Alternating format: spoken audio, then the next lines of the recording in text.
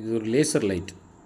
இது பார்த்திங்கன்னா டேஞ்சரு. இது கண்ணில் டேரெக்டாக அடிக்கக்கூடாது. இது ஒரு லேசர் லைட்டு.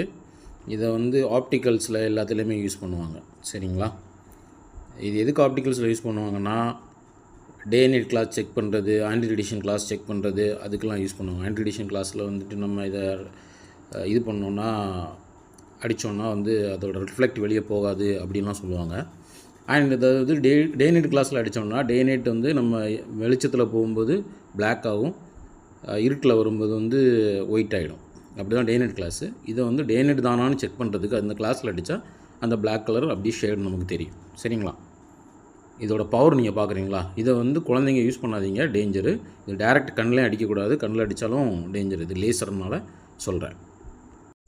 முதல்ல நான் இதை வந்து ஒரு சின்ன ரூமில் அடித்து காமிக்கிறேன், எப்படி இருக்குன்னு பாருங்கள்.